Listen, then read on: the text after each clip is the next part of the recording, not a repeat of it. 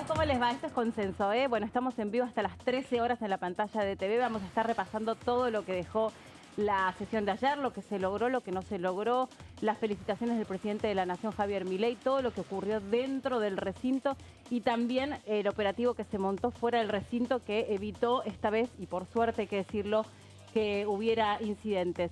Bueno, salud al equipo antes que nada, en un día de muchísimo sol, mucho calor y ya llegando el fin de semana, pues es mucho para seguir contándoles, mucha actividad también prevista para la semana próxima. Dani, ¿cómo estás? Bienvenida. Hola Meli, muchas gracias. Sí, la verdad es que fueron días muy intensos, hay muchísimo para contar porque recordemos que ayer, miércoles, no solamente por un lado se trató y se aprobó el decreto se validó el decreto de necesidad de urgencia que autoriza un acuerdo con el Fondo Monetario Internacional, sino que también hubo un nuevo emplazamiento para dictaminar sobre los proyectos que buscan investigar al presidente de la Nación y otros funcionarios por el caso Libra. Y después también tuvimos un intento de sesión por cuestiones que tienen que ver con los jubilados, justamente en el medio de lo que era justamente la marcha a favor de los jubilados, en reclamo por los jubilados. Uno de los temas clave que tenía que tratar esta sesión prevista para las 19 era con respecto de la prórroga de la moratoria previsional, un tema que va a ser caliente en las próximas semanas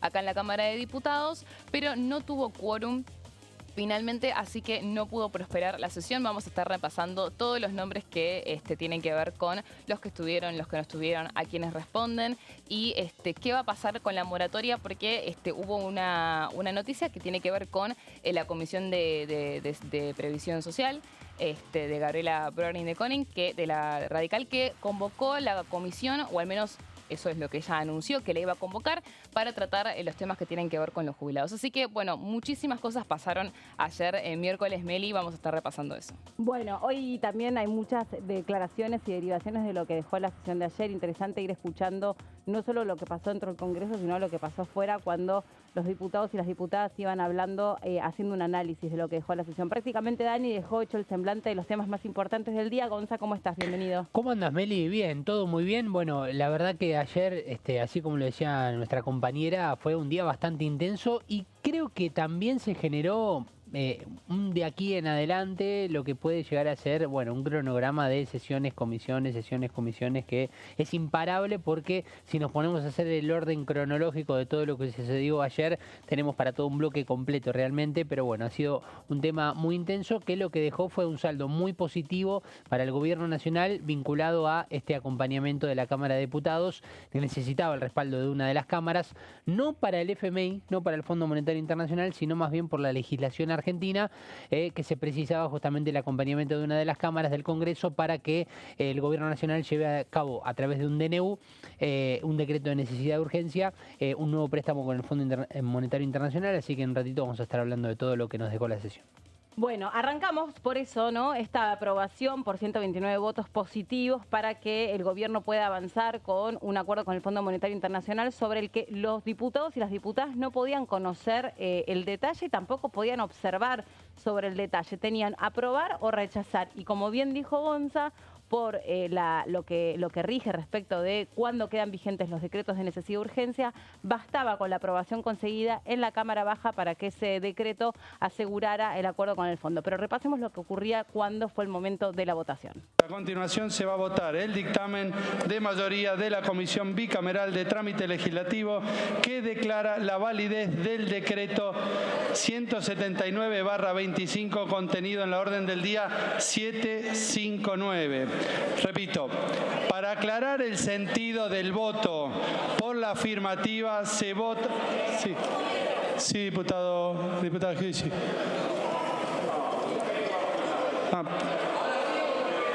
Bueno, pensé que quería hablar, diputado. No sé, perdón.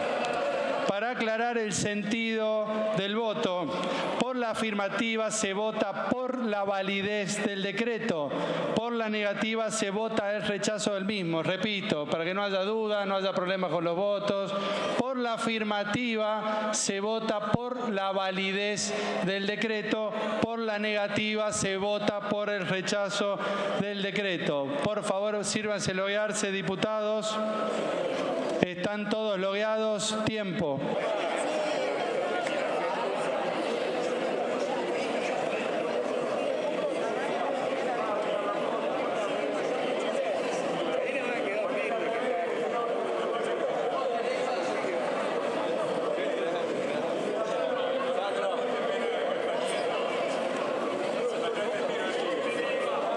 Ha finalizado el tiempo. Diputado Agos Carreño, el sentido de su voto. Abstención. Abstención, Agos Carreño. Diputada Lourdes Arrieta. Abstención. Abstención, diputado Leiva. Presidente. Por favor, diputado. No, esto es muy serio porque tiene que ver con el sentido de mi voto. No, muy serio. Yo quiero saber, presidente, de cuánto es el crédito que estamos aprobando. Bueno, diputado, ya pasó el tiempo. Dígame el sentido de su voto. Pero es importante saber. Si atrasa y tienen que ir a firmar, está bien, presidente, está bien. ¿Y sigo con otro diputado mientras? No. Bueno, el sentido de su voto, diputado. El sentido de mi voto tiene que ver con que yo soy parte, no me considero parte de los argentinos bien nacidos, no me considero parte de los diputado, argentinos bien. Por favor. Me considero parte de los argentinos bien nacidos. Por lo tanto, mi voto es en contra de los argentinos mal nacidos, que nos roban, que nos estafan, diputado que nos Nicolás apalean. Mazzot, Por eso mi voto es negativo, presidente. Nicolás Mazzot, el sentido de su voto. Abstención. Abstención, Nicolás Mazzot. Diputado Emilio Monzó. Abstención. Abstención, diputado Florencio Randazzo. Abstención. Abstención, diputado Martín Tetaz. Abstención, diputado Eduardo Tonioli.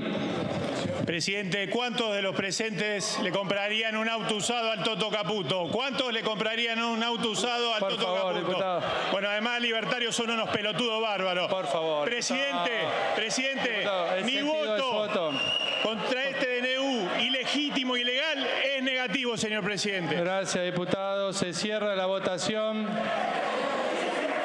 129 votos afirmativos, 108 negativos, 6 abstenciones.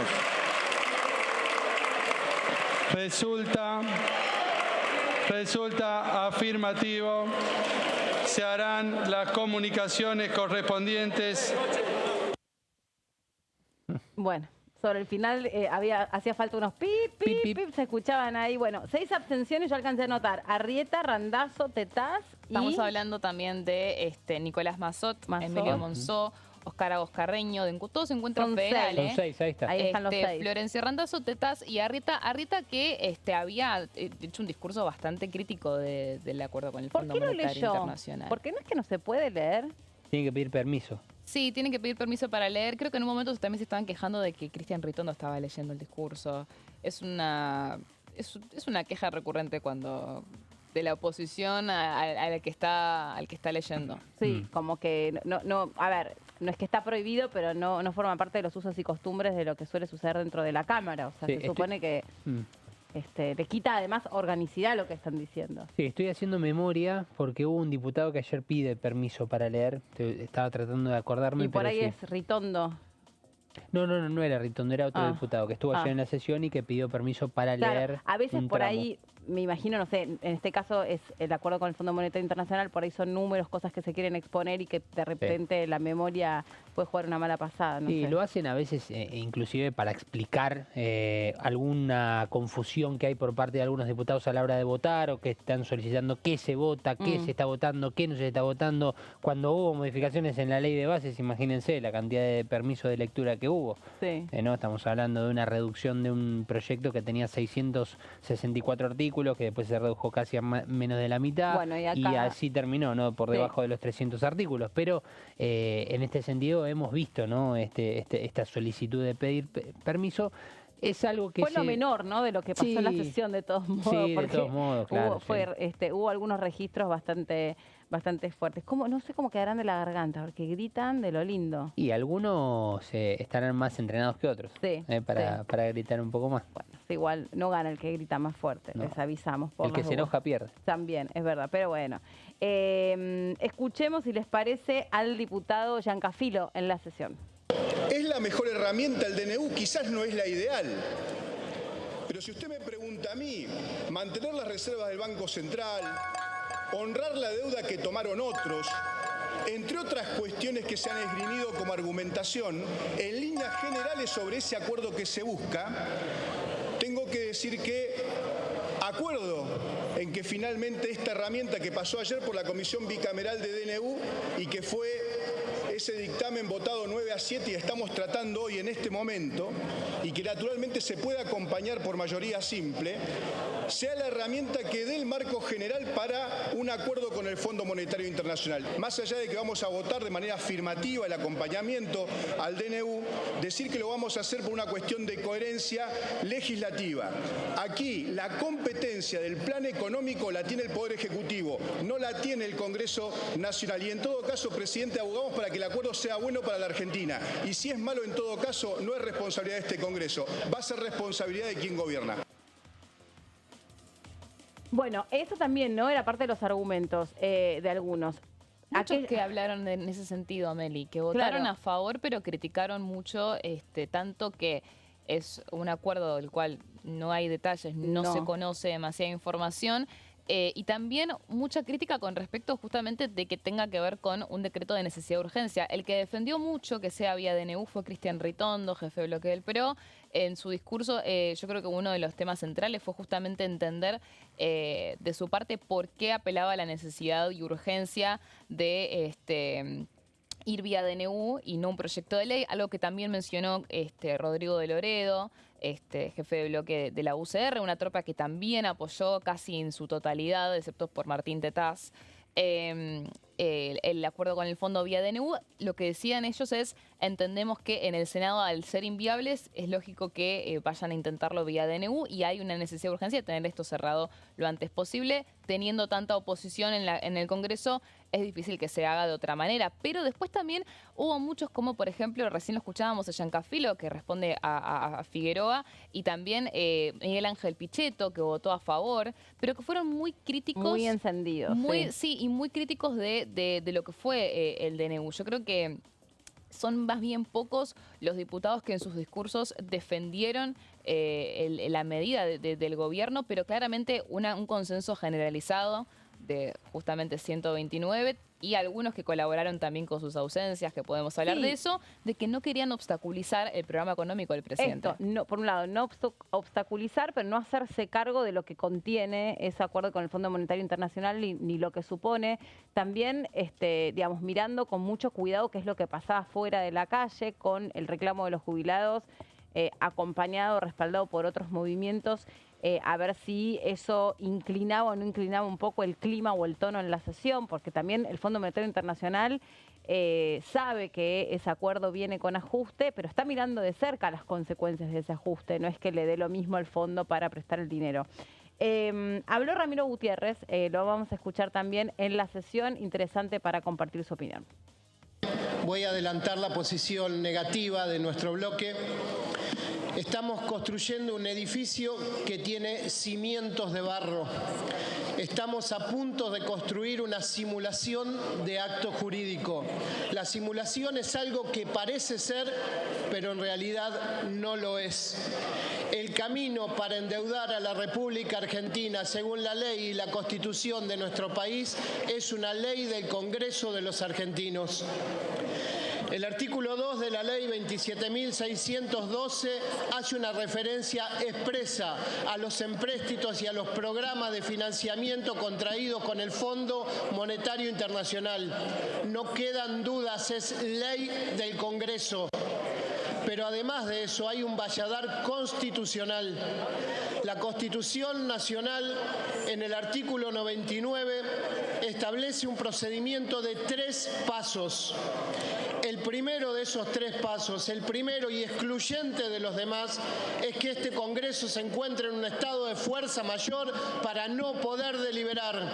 El decreto de necesidad y urgencia es una vía alterna y excepcional solo cuando el Congreso esté paralizado y este Congreso está funcionando. Nosotros existimos, estamos acá, nos convocan, venimos y trabajamos. La vía del decreto de necesidad y urgencia es un subterfugio, es una vía excedentaria, es hacer un bypass al Congreso de los argentinos y a la institucionalidad. Mire, señor presidente, lo que estamos a punto de realizar, o el gobierno está por realizar con el Fondo Monetario Internacional, es una obligación. Una obligación es una relación jurídica entre un deudor y un acreedor. El deudor son casi 45, 50 millones de argentinos y el deudor es el Fondo Monetario Internacional. esas obligaciones requieren un objeto. La característica esencial e ineludible de un contrato es el objeto y dentro del objeto es el monto. ¿Cómo nos van a obligar a nosotros a firmar aquí un contrato o a validar un contrato que se firme en la Nación Argentina, un contrato en el cual no sabemos el monto, no sabemos su licitud, donde los pies son de barro y donde no sabemos cómo lo vamos a devolver? Nuestro voto es negativo, no podemos convalidar de ninguna manera. Sí, y por último quiero decir, señor presidente, estamos en defensa de la justicia y la justicia es una dama que lleva en sus manos una balanza, no es un comando con armadura que dispara gases lacrimógenos. A ver, ahí en parte del contenido del discurso de Ramiro Gutiérrez, cuando hace mención al funcionamiento del Congreso, tiene que ver con el decreto de necesidad y urgencia. O sea, la urgencia se puede entender, pero la necesidad no tanto, porque podría, como dice Dani, también haber venido por formato de ley este acuerdo con el Fondo Monetario Internacional, porque el Congreso está en funcionamiento. No es que esto sucede durante el periodo extraordinario o durante el periodo, no sé, de receso. El Congreso está en pleno funcionamiento, estaba garantizado el quórum y tampoco se conocen los detalles del acuerdo, que esto también es algo que se reclama mucho. Lo único que trascendió son los intereses del pago de ese acuerdo, de ese préstamo. En realidad... sí, a ver, sí, lo que detalló uno de los funcionarios que fue a la bicameral de trámite legislativo tenía que ver con cuál iba a ser esa tasa de interés, que no quiero decir el número equivocado, era 5,25. Sí, casi 5,30, se reduce de la tasa del último acuerdo. Ese fue el dato, el único dato que trascendió de la reunión bicameral, pero lo que sí también tiene que ver con esto que mencionabas de que cuál es la necesidad y la urgencia. La realidad es que históricamente eso es algo que define la política. Hay una cuestión ahí, hasta te diría, de discrecionalidad que tiene el gobierno como en la política para definir qué es lo que ellos consideran que es necesidad de urgencia. Y bueno, para el gobierno de Javier Milei es de urgencia y de claramente una necesidad para poder sostener, para fortalecer las reservas del Banco Central y poder sostener el programa económico todo el resto del año. De hecho, hicieron muchísimo hincapié. 10 años, ¿no? Es este acuerdo. Sí, con 4 o 5 años de gracia. Lo que hicieron mucho hincapié los funcionarios que visitaron el Congreso el martes por la tarde-noche. También, no sé si recuerdan, una reunión muy caótica que no se habló de eso porque, bueno, no tuvimos oportunidad con tantas cosas que pasaron en las últimas 24 horas. Pero la reunión de la bicameral se atrasó 2 horas porque Unión por la Patria básicamente le hizo un piquete a las autoridades de la comisión porque básicamente la autoridad de la comisión hasta ese momento era Juan Carlos Pagotto, senador de la Libertad Avanza, y lo que establece la ley de los DNU que crea esta comisión bicameral es que justamente esa presidencia debe renovarse anualmente y que debe intercalar entre cámaras. Especialmente hicieron hincapié en la primera parte que tiene que ver con la renovación, que no podían avanzar con una reunión de comisión y que no iban a avanzar con una reunión de comisión si no se votaban a las autoridades. ¿Qué pasa? Por otro lado, lo que defendía la Libertad Avanza, con Almirón como principal defensor de Pagotto, que estaba ahí parado. Pagotto estaba sentado y no se movía. En su silla de presidente. Sí, él estaba sentado, no se movía. Y al lado estaba parado Almirón discutiendo con Gailard y con Vanessa Silly de Unión por la Patria, que integran la comisión. Y entre otros que estaban ahí, justamente todos nos pudimos acercar al momento. ¿Qué decía Almirón? No estaba previsto en la convocatoria que se vayan a designar las autoridades. Y ustedes vinieron para la convocatoria que nosotros hicimos, que fue la reunión por el DNU. Y otra cosa que se metía por la ventana era cómo se iba a traducir esa situación que hubo dentro del recinto entre Sago y Almirón en la comisión también de sí, porque también tenían que votarse las autoridades y si se rebotaban las autoridades y se elegía a Almirón como diputado de la Libertad Avanza. Claro. Finalmente el que terminó proponiendo a Oscar Sago como presidente, como candidato, porque primero insistieron con Pagotto. No, ¿qué pasó? No hubo acuerdo, hubo empate. Lo que corresponde en realidad, si hay empate, es que se mantenga el presidente actual. O sea que ahí Unión por la Patria presionó. No desempata a nadie. Claro, presionó. Hasta que haya acuerdo, se mantiene eso. Entonces ahí presionó Unión por la Patria. Estaban completamente negados a empezar a escuchar a los funcionarios sin que se resuelva primero el tema de las autoridades. Lo que dijo Anabel Sagasti, senadora de Unión por la Patria, que ahí fue cuando él directamente los forzó a tener que votar, fue, bueno, está bien, no tenemos acuerdo de las autoridades, sigamos con la reunión informativa, escuchemos a los funcionarios, pero por supuesto que no va a haber dictamen, porque al no tener presidente, no puede haber dictamen. ¿Y qué es lo que le interesa al gobierno? Justamente es que haya dictamen, porque necesitaban el dictamen para la sesión de mañana. Claro. Ahí fue cuando aparece el héroe, yo te diría, que fue Francisco Paltroni. Francisco Paltroni, senador, ex Libertad Avanza. Que viene dando unos dolores de cabeza bárbaros. Pero sí, pero de hecho, él tenía la llave para el dictamen y tenía la llave justamente para desempatar la designación de autoridades. En primera instancia, el oficialismo y aliados insistieron con Pagotto y la oposición fue con el candidato Nicolás Massot, diputado de Encuentro Federal. Para destrabar ese empate, lo que propuso Paltroni es que sea Óscar Sago. Y ahí tanto lo votó Paltroni como Massot. Y ahí fue cuando pudieron designar al presidente Óscar Sago. Ahí Almirón fue que tuvo su momento porque la especulación era, para que no me quiero pasar, la especulación era que directamente no lo iban a dejar a Almirón que forme parte de la comisión. Claro, eso era eso se habló, de hecho, echando a correr esa versión. Hasta el día anterior estaban confirmando que Almirón no iba a estar en la comisión, que lo iban a cambiar, pero no confirmaban por quién. Finalmente, bueno, Almirón se mantuvo y fue protagonista de todo lo que fue esa reunión y votó a Óscar Sago como presidente de la bicameral. Bueno, esos fueron todos los condimentos previos a la sesión que tuvimos ayer. Hay mucho más para repasar, lo dejamos para dentro de un ratito, hacemos una pausa muy cortita y enseguida les seguimos contando.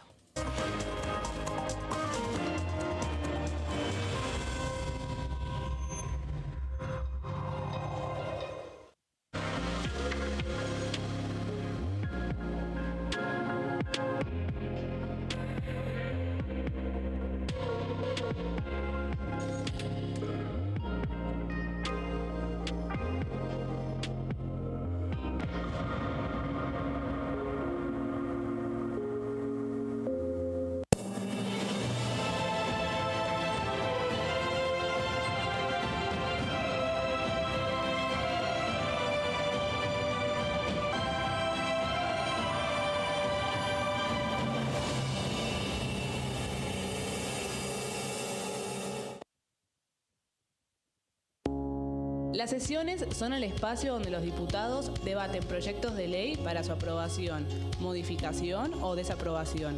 En una misma sesión se pueden tratar varios proyectos de ley. Desde el 1 de marzo, cuando el presidente las inaugura, se desarrolla el periodo de sesiones ordinarias. Entre el 1 de diciembre y el 28 de febrero se extiende el periodo de sesiones extraordinarias que solo pueden ser realizadas a pedido del presidente de la Nación. En el recinto, el bloque oficialista se dispone a la derecha del presidente de la Cámara, el bloque opositor mayoritario a la izquierda y en el centro los bloques con menos cantidad de integrantes. En el tratamiento, en general, los diputados tienen 7 minutos y los jefes de bloque entre 20 y 12 minutos conforme al número de legisladores que representen. La sesión es dirigida por el presidente de la Cámara de Diputados, que administra el uso de la palabra y las distintas instancias del funcionamiento. A la izquierda del presidente está el secretario administrativo, a la derecha el secretario parlamentario y debajo de él están los taquígrafos, que registran cada uno de los testimonios.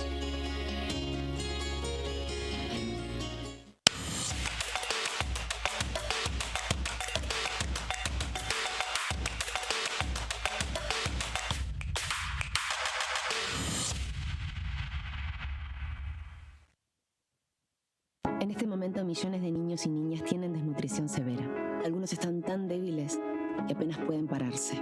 Pero con tu ayuda podemos salvar a los niños.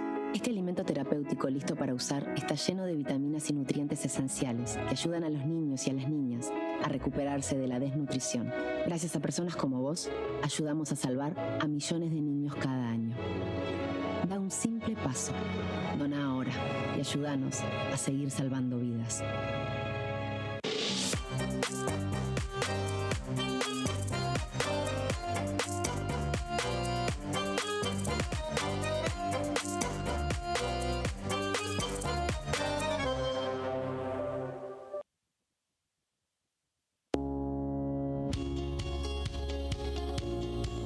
La La Cámara de Diputados tiene 257 miembros.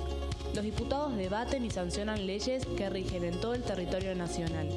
Algunas de las más importantes son el presupuesto de gastos generales del Estado, el Código Civil, el Código Penal, la forma en que se rige el trabajo, las jubilaciones, entre tantas otras. Además, controla y hace un seguimiento de las políticas del Poder Ejecutivo a través de la visita de diferentes funcionarios o el pedido de informes, así como la posibilidad de realizar juicios políticos a los funcionarios. La duración de los mandatos de los diputados es de 4 años y pueden ser reelegidos indefinidamente.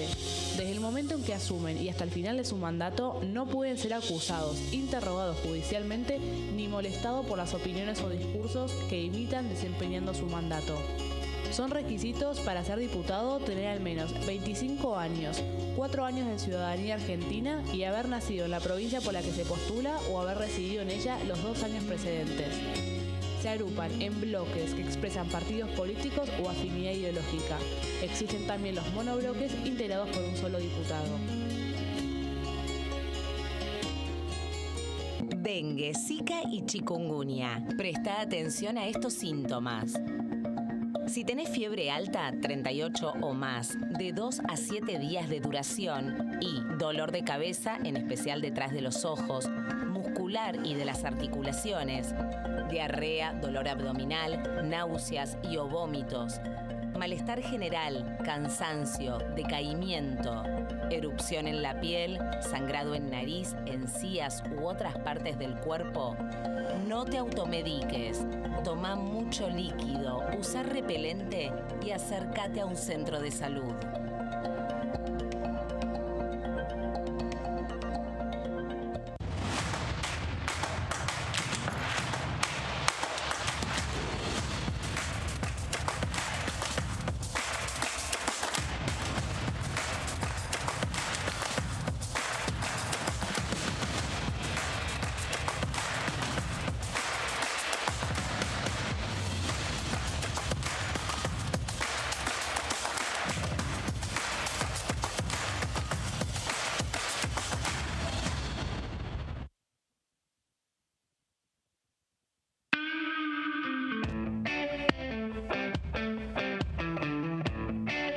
Porque le sacabas tiempo con el sindicato, después de ministra y después de diputada, no te decía quédate en casa, no.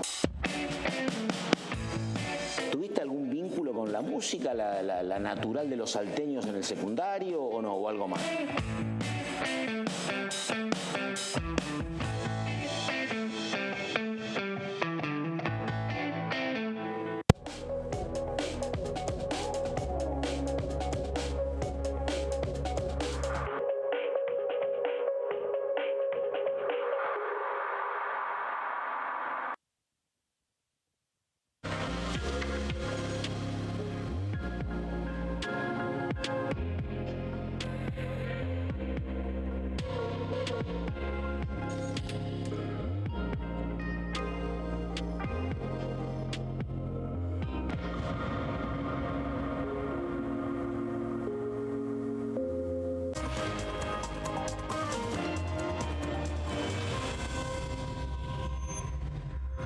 Bueno, mientras tanto, hablando de decretos, el Senado de la Nación también convocó una sesión especial para debatir sobre el decreto que le da la denominación a García Mansilla y al hijo como integrantes de la Corte Suprema. En realidad, el hijo ya es juez de la Corte Suprema. No, el hijo no, perdón, García Mansilla. García Mansilla ya es juez de la Corte Suprema desde febrero. El caso del hijo primero tenía que renunciar a su cargo en la Justicia Federal, cosa que él no quería porque el cargo está hasta noviembre. Bueno, una vez más lo que se cuestiona es que la designación sea por decreto y que no haya sido enviado esto a el Congreso para que se debata.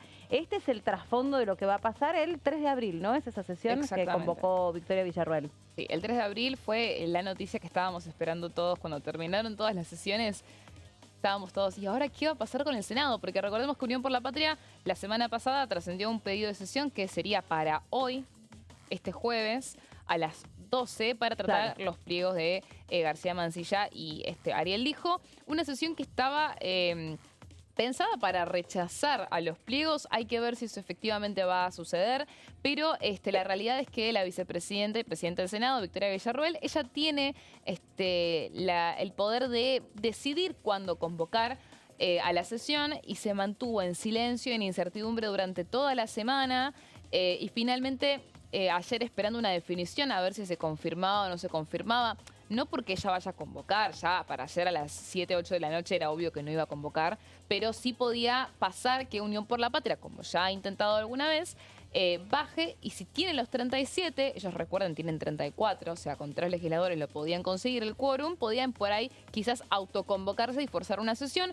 Finalmente, ahí fue cuando Villarroel pegó el batacazo con esta convocatoria para el 3 de abril, y ahí de alguna forma termina posponiendo esa sesión que iba a ser para hoy. El tema es el clima político en el que se iba a dar esa sesión, en el que se va a dar en definitiva esa sesión especial. Por eso también estos días que pasan entre lo que ocurrió ayer y el decreto de necesidad de urgencia para avanzar con el acuerdo con el Fondo Monetario Internacional y estos pliegos para la designación de los jueces. Y por otra parte, en el medio, esta relación cruzada, tensa, distante entre el Senado de la Nación y el Poder Ejecutivo, particularmente por las diferencias que hay entre Victoria Villarroel, la vicepresidenta y presidente del Senado, y el presidente de la Nación, Javier Milei, que ayer salió. No sé si vieron la imagen, saludó uno por uno a aquellos que estaban formando parte de la primera fila de fuerzas federales protegiendo el edificio del Congreso de la Nación. Ella salió uno por uno, después que el miércoles pasado había hecho declaraciones en virtud de lo que habían generado los manifestantes versus el accionar de la policía. También se expresó sobre eso. Recordar que... a Villarroel. Claro, sí. Recordar que... una expresión, perdón, Meli, que fue bastante crítica. Fue muy cuestionada, cayó muy mal. Puntualmente muy mal. Yo diría de Patricia Bullrich, que es justamente con la que tiene esa rivalidad, sí. Porque recordemos que la cuestión de seguridad y defensa, en un principio se habló que le iba a quedar en manos de de Villarroel, después quedó con Bullrich. Tienen esos cruces con respecto de los operativos de seguridad. Sorprendió que Villarroel se plegara también de alguna forma de la narrativa que tiene que ver con lo que es y lo que no es democrático, ¿no? Claro, bueno, en su carácter también de abogada, y como decís vos, su interés particular hacia las fuerzas de seguridad. Ella es una persona que claramente cree que hay que reivindicar a las fuerzas federales, a las fuerzas de seguridad y a las fuerzas armadas. Esa es su postura abierta. Pero había marcado la diferencia respecto a, no me acuerdo si fueron exactamente las fuerzas militares, si tenían que estar en las calles defendiendo a los civiles o no. Claro. Y ahí era el principal punto de diferencia con Bullrich, más allá de la designación finalmente de Bullrich, y en ese momento también sobre todo ministro de Defensa. Con las cuestiones vinculadas al narcoterrorismo, ¿no? Claro. A la constitución de la modalidad que tiene ese delito, a donde, entre otros, para Victoria Villarroel, la vicepresidenta de la Nación, parte de la solución es poner a las Fuerzas Armadas en la calle, ¿no? Combatiendo por lo menos ese tipo de delito que es tan violento.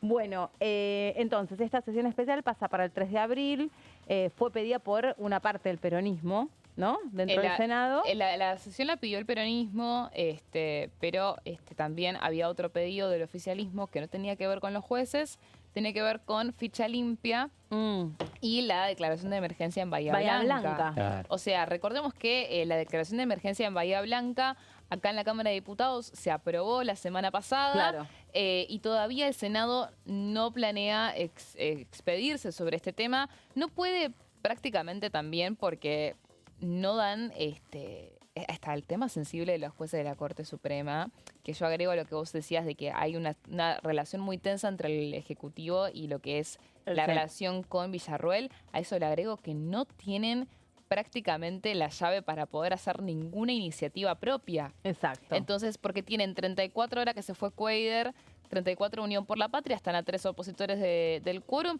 y en esos 3 opositores se te abundan en la cantidad de opositores que hay de los espacios más dialoguistas, si querés, y recordemos que cada uno aprovecha para elevarse el precio y así poder ponerle un freno a cualquier iniciativa que quiera el gobierno, si quieren pedir algo a cambio, y así es como se elevan el precio. Recordemos que tampoco pudieron tener una sesión preparatoria porque los dos santacruceños no quisieron bajar. Claro. Entonces, ahí está tan fina la línea, es muy difícil exponerse a abrir el recinto, por eso es que tampoco el Senado pudo progresar con estas otras dos iniciativas, pero veremos si la semana que viene, ya sabemos que va a haber una sesión el 3 de abril para el tema de los jueces. Hay que ver si antes hay otra sesión para estos temas que propone el oficialismo, ya con la de los jueces convocada. Yo creo que correría menos riesgo abrir el recinto, pero hay que ver si hay senadores acá dispuestos a abrir el recinto la semana que viene.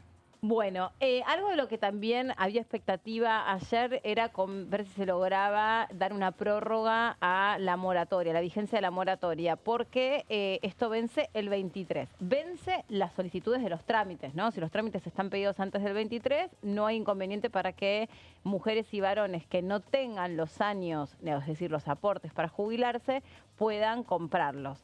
Esto cae a partir del 23, por lo tanto, cualquier turno pedido deja vigente ese trámite. La expectativa era que se reuniera quórum, Dani, para que Unión por la Patria pudiera avanzar en medio de la sesión con este pedido de la prórroga, que era una especulación también justo porque cae en un año de elecciones y habitualmente son temas muy incómodos porque esto afecta a una gran cantidad de jubilados. 9 de cada 10 mujeres se presumen no van a poder jubilarse después del 23 de marzo, 7 de cada 10 varones no van a poder jubilarse. Entonces es un grueso de la población que no alcanza, sobre todo las mujeres, la cantidad de años de trabajo registrado para poder jubilarse. Sí, es un tema que al gobierno también le pone sensible porque cualquier cuestión que tenga que ver con los jubilados, ya sea un bono extraordinario, ya sea moratoria, ya sea cambiar la fórmula previsional, todo implica un gasto público muy importante.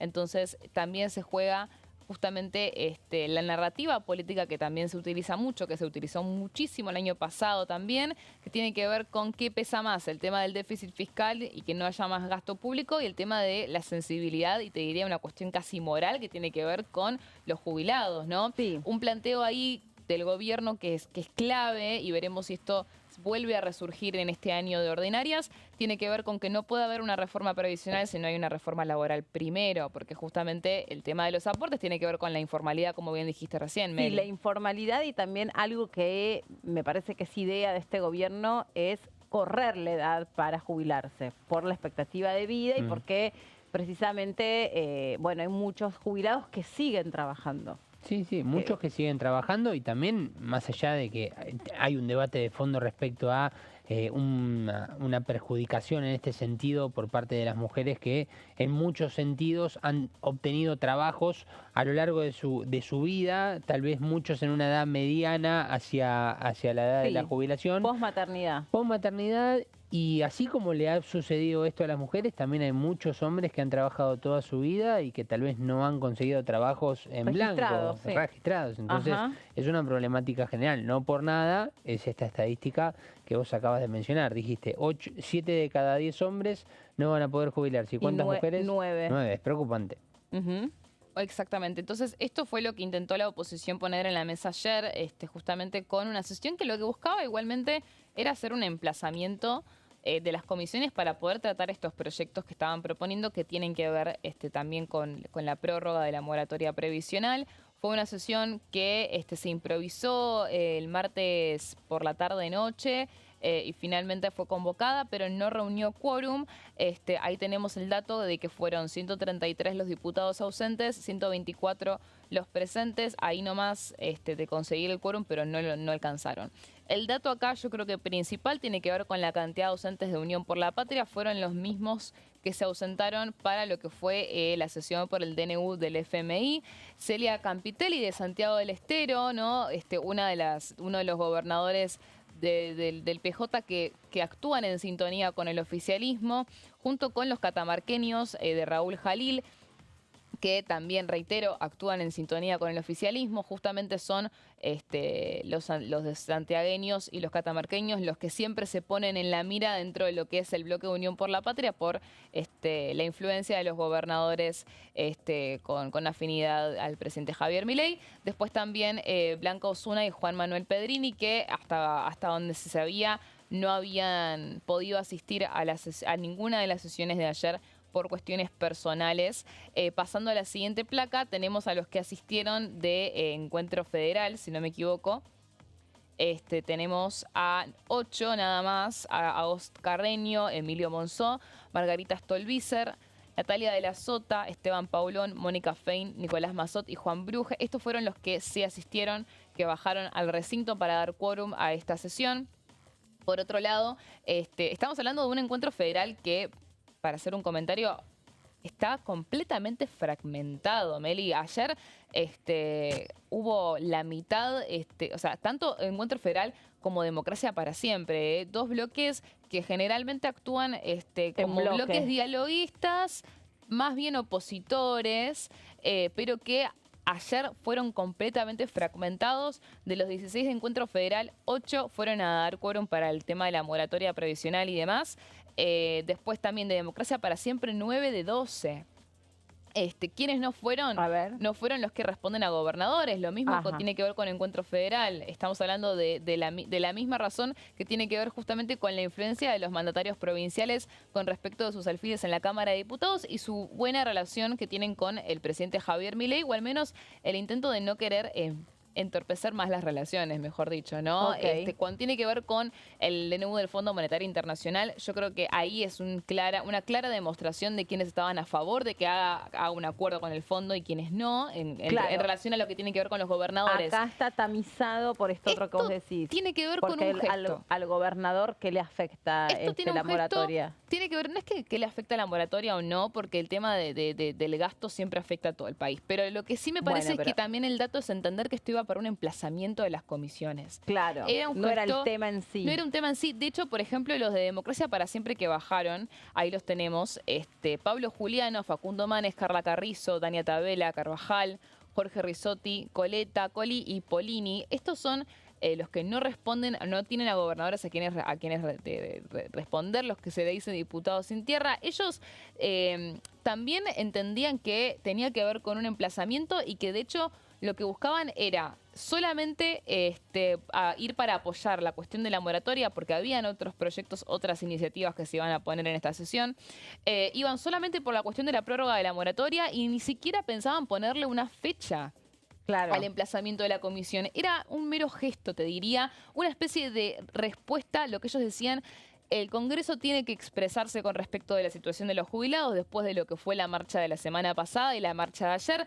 No podía el Congreso no hacer nada. Entonces ellos veían como que ir a dar quórum y apoyar el emplazamiento, aunque no tenga fecha, aunque no haya una presión real, simplemente sea por una cuestión simbólica, un gesto del Congreso hacia los jubilados. Pero generalmente no hay fecha y horario, generalmente sí se da. Lo más común es que dentro de los emplazamientos en una sesión, cualquiera sea el tema, pero no querían ni presionar con eso. Y se le pone una fecha. Porque porque si no estás emplazando para dónde, para cuándo. Sí, es como que queda en el aire, como puede quedar en el aire un dictamen aprobado y que nunca va al recinto. Sí, pero no iban a presionar con una fecha como para decir, a ver, de que resulte ahí una fecha podía suceder, pero es decir, no iban a presionar con que esto tiene que ser mañana o tiene que ser ya un gesto sin presión. Un gesto sin presión. Después probablemente sí se hubiese definido una fecha en caso de que esto avance, pero no buscaban en ese sentido apurar lo que es el tratamiento, pero sí dar el gesto de que ellos estarían dispuestos a apoyarlo. Después, por otro lado, tenemos a los presentes, toda la coalición cívica estuvo presente, todo el Frente de Izquierda. De Innovación Federal bajaron Caletti y Vega. Ellas tienen un proyecto que se iba a tratar en esta sesión que tiene que ver con la gratuidad de los medicamentos para los que están en el PAMI. Pero un dato es que ellas bajaron a último momento. De hecho, Caletti creo que estuvo saludando al vicejefe de gabinete, José Rolandi, que estaba ahí en los palcos, que había ido también para ver lo que fue la votación por el DNU del FMI. Y bajaron casi te diría que creo que fue en el minuto 19:30. 19:30. Sabemos claro. que el presidente de la Cámara espera que termine de correr el minuto 30 para levantar, para dar por caída, mejor dicho, una sesión. Sí, que ahí tuvimos de esto que estás mencionando vos, Dani, tuvimos un antecedente tal vez el más impactante o más fuerte en este sentido. Recordemos en aquella sesión que quería llevar adelante el PRO y muchos bloques, creo que era por ficha limpia, y que por un minuto o por menos de un minuto no llegó a sentarse el número de 129 y Martín Menem, perdón, el presidente de la Cámara, que se lo trata de, en este sentido, ser muy puritano, como muy estricto, muy exacto. Creo que de Lorena lo había hecho Colapinto. Colapinto, claro. Que en este sentido, Martín Menem, fíjense, más allá de que era un tema que posiblemente tenga un cierto aval en este sentido por parte de la presidencia o del oficialismo de querer tratarse, bueno, en definitiva, Pero él es muy reglamentarista, sería. Sí, algo así, claro. Sí, eso se lo critica. A ver, sí, se lo critican y igualmente lo que fue esa vez la sesión de ficha limpia, que fue el primer intento, creo, si no me equivoco. Sí. Porque hubo dos. Sí, porque después el otro bajó a 116 el quórum. Sí. O sea, pasaron de tener 128 a 116. Fue un juego de la silla. Claro. Entonces, el que se sentaba se levantaba, y así fue como que estaban todos especulando con la cantidad de asientos que había. Claro, en el recinto habían 129. Pero no llegaron a estar sentados en ningún momento todos juntos.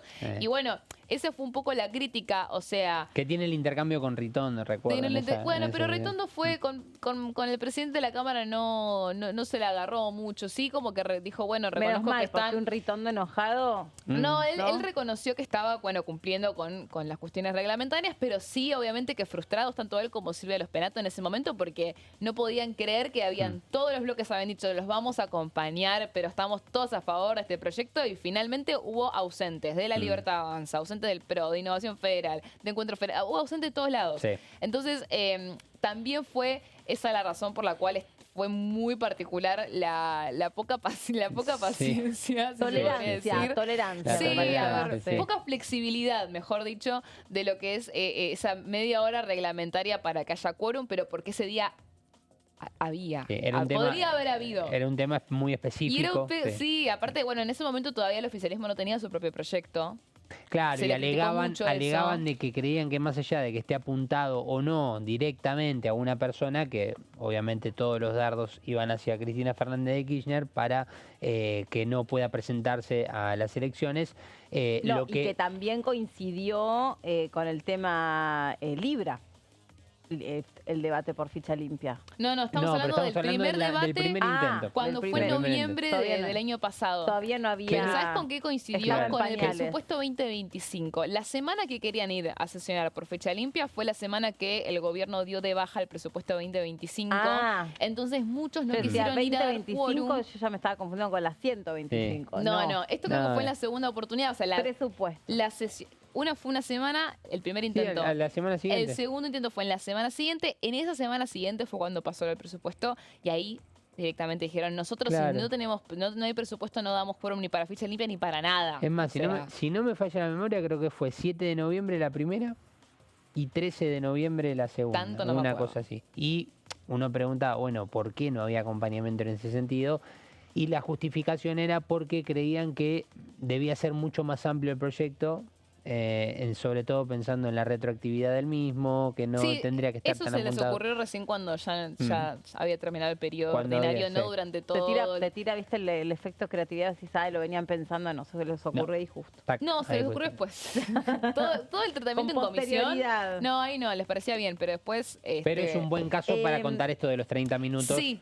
Que suele ser, tanto para un bloque, para otro, en general suele ser muy estricto Martín Menem con esto de los 30 minutos. Después, para repasar los que faltan mencionar, de la UCR solamente bajaron 2, Julio Cobos y Natalia Sarapura, y también bajó Mario Berleta, ex radical. Recordamos que Mario Berleta se fue a este monobloque Unidos, algo que está de moda, ahora irse de los bloques y ser monobloques. No, y ahora vamos a tener mucho también, vamos a conocer qué creativos que son para los nombres de los monobloques también. Consenso Federal en el Senado. Claro, Más allá no, de que pero ese no es monobloque igual. no son monobloque, pero de todas maneras... es un interbloque. Yo quiero Un mencionar, interbloque. allá que me sacás este tema, que yo ayer me di cuenta que Lourdes Arrieta se cambió el nombre del monobloque. Ah, no me digas. ¿Otra vez? Sí. Antes era Fuerzas del Cielo. ¿Y ahora? Sí. Y ahora Nombre es largo. Transformación. BT, ajá. Transformación BT. Yo ayer que estaba haciendo la nota escribiendo. Victoria, así, transformación. Transformación. Pero la BT, claro. B.T, no sé qué sería BT. Pero Andás si a vos ver. buscas en la BTV página te ya es aparece otra cosa. transformación. Eso sí. Que ¿qué antes será? era Fuerzas del Cielo. Se ve que ya no se identifica con las Fuerzas del Cielo, me parece. Mira, ¿qué será? Lourdes Ahora- Arrieta. Que tiene sentido porque la verdad es que menos Fuerza del Cielo, menos sí. libertaria últimamente. Hablando, Arrieta. hablando No. de Libertad y BTV, ahora se viene un proceso de cambio muy importante. Que se van a poder hacer la BTV en distintos talleres, distintos lugares. Ah, estabas hablando de eso. Ujú. Y este como conectó, ¿viste? No, porque Sí. estábamos diciendo BTV. Claro, y como conectó. la mencionó me acordé. Sí, Está muy bien. sí. Estaba el ministro de Desregulación Ah, de es Sturzenegger, BT con B larga, che. Ah, con B larga. Con B larga, no, yo pensé que era Yo le vi B el, de perdón, yo me verificación. copié, viste, cuando en la Claro. prueba estás viendo y Sí, te vi la B copiaste mal. corta. Sí, Igual, yo puse B corta. reitero BT. que en la página dice Bluetooth. solamente transformación. Bluetooth dice.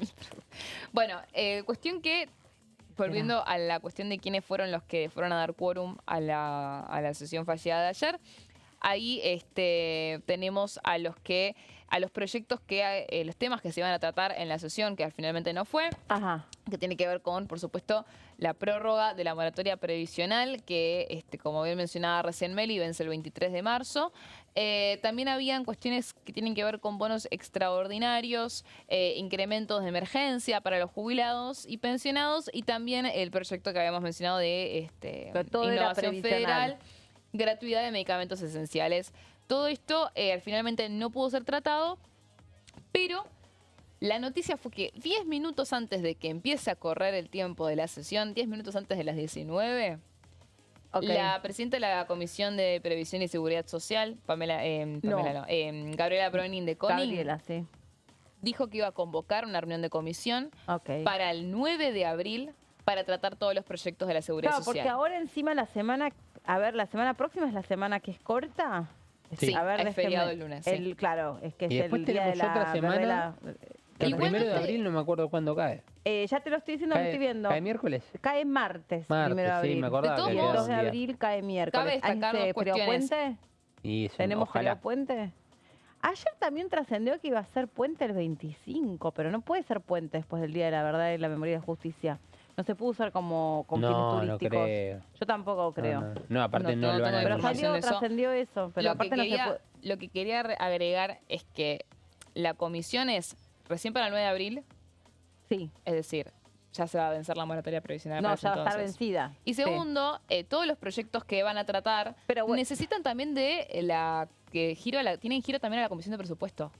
Sí. O sea, y no creo que José Luis Experto haya Es que convocado. está muy preocupado porque le hackearon la cuenta de Twitter. Sí, ¿viste? sí, sí. Debo admitir que un poco me reí de toda la No, él cantidad de estaba cosas que recaliente. subieron, pero sí fue a ver, grave porque también promocionando justamente Libra 2. el tema del creo que el tema más difícil que tuvo el presidente Exacto. este año y ahora sí. Encima justo el día que aprueban el DNU del FMI. Con el acuerdo para el fondo, tal Pero cual. igualmente lo mismo pasó cuando fue el año pasado con respecto del proyecto para modificar la fórmula jubilatoria. Tenía el mismo problema, que la Comisión de Presupuestos no convocaba para todos esos proyectos. Bueno, y ayer se le hizo un homenaje por el fallecimiento de su madre. Ajá. A José Luis Espert. Bueno, que le mandamos un saludo, El propio entonces, presidente también. de la Cámara, Martín Menem, le envió fuerzas desde el estrado. También la acompañamos en ese saludo.